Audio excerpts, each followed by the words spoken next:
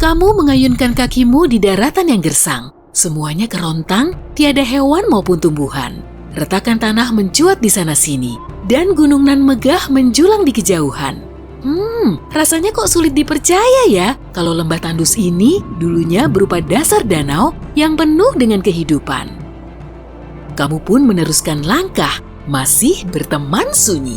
Di permukaan tanahnya terlihat jejak yang mengular. Mungkin seseorang telah kepayahan menyeret karung hingga sejauh ratusan meter. Karena penasaran, kamu pun mengikuti jejak itu. Awalnya lurus, lalu berkelok, kemudian zigzag. Aneh sekali kan?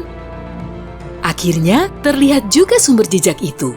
Rasa penasaranmu justru semakin tak terbendung. Loh, di tengah tanah tandus ini tergeletak batu raksasa. Siapa yang memindahkannya? Tidak ada yang memindahkan kok. Batunya bergerak sendiri. Inilah yang dinamakan batu berlayar, dan terjadi juga di beberapa tempat di Amerika Serikat. Saat musim dingin, seluruh lembah dan batu raksasa hingga seukuran kuda tertutup es. Akibatnya, gesekan antara batu dan tanahnya menurun drastis. Saat angin berhembus, batunya mulai bergeser. Begitu esnya mencair, jejaknya tetap membekas di pasir. Dan beginilah batu pengembara ini bisa bergerak. Berikutnya, Danau Abraham di Kanada. Lihat, airnya beku.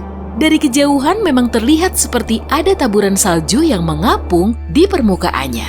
Coba mendekat lagi dan berdiri di atas esnya. Kamu akan melihat gelembung air yang membeku. Bentuknya seperti ubur-ubur beku yang jumlahnya sampai ribuan kan? Tapi jangan coba-coba memecahkan esnya loh ya. Gelembung ini terbuat dari gas metana, mudah sekali terbakar. Benda-benda organik seperti daun, rumput, serangga yang jatuh ke danau akan menjadi makanan bakteri. Kemudian, bakteri ini akan melepas metana sebagai produk sampingnya. Terbentuklah puluhan ribu bulatan yang membeku saat terkena air dingin. Saat esnya mencair, gelembung ini meletup dan mendesis. Fenomena ini juga teramati di sebagian perairan di Samudra Arktik. Bahkan, ukurannya bisa sebesar balon udara. Pemandangan yang sangat cantik kan? Tapi sangat berbahaya. Carhenge adalah landmark paling aneh di Nebraska. Pembuatnya mempelajari Stonehenge yang asli dan menciptakan versinya sendiri dari mobil-mobil tua sebagai penghargaan untuk ayahnya. Beberapa mobil berdiri seperti monolit dan yang lain dibuat melengkung. Ketika ditanya alasannya membangun semua ini, si pembuat bangunan ini berkata, "Kenapa tidak?" Bangunan lain yang mirip Stonehenge ditemukan di dasar Danau Michigan pada tahun 2007. Ada sekumpulan batu membentuk lingkaran dengan ukiran mastodon. Hewan ini punah lebih dari 10.000 tahun yang lalu, jadi ukiran ini pasti lebih tua dari itu. Namun, lokasinya dirahasiakan dari publik. Semoga berhasil menemukannya ya. Angkor Wat di Kamboja adalah monumen keagamaan terbesar di dunia. Butuh berhari-hari untuk melihat semuanya dan berabad-abad untuk membuka semua rahasianya. Kuil ini menghadap ke barat, sementara semua kuil sejenis menghadap ke timur ke arah matahari terbit. Dan semua ukiran reliefnya dibaca berlawanan arah jarum jam, kebalikan dari biasanya.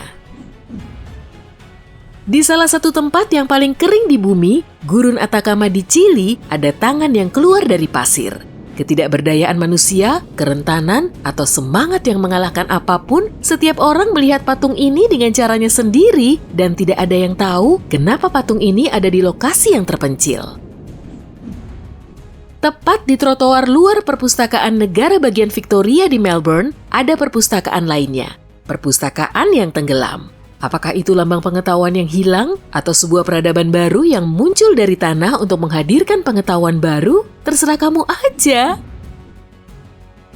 Di distrik keuangan di Paris, ada jempol raksasa yang merupakan replika jari pembuatnya. Jempol ini sudah ada sejak 1965 dan beratnya sama dengan 3 ekor gajah. Monumen ini bukan satu-satunya, ada jempol besar lainnya yang dibuat oleh seniman yang sama yang tersebar di seluruh dunia. Situs Hager Kim di Malta yang berarti batu berdiri selesai dibangun sekitar tahun 3000 sebelum Masehi. Beberapa ahli zaman batu ini kemungkinan besar menggunakan alat-alat dari batu untuk mengatur bebatuan sedemikian rupa sehingga mereka dapat menunjukkan awal dan akhir tahun. Pada 21 Maret dan 21 September, matahari tepat berada di tengah bangunan ini. Pada zaman Neolitikum, 3.000 batu berdiri tersebar di area yang sekarang merupakan Britania, Prancis. Setelah berabad-abad, para ilmuwan belum bisa menyimpulkan tujuan dari berdirinya kumpulan batu terbesar di dunia ini. Sepertinya ini ada hubungannya dengan Stonehenge, artinya perjalanan manusia dan teknologi mungkin sudah ada jauh sebelum kita sadari.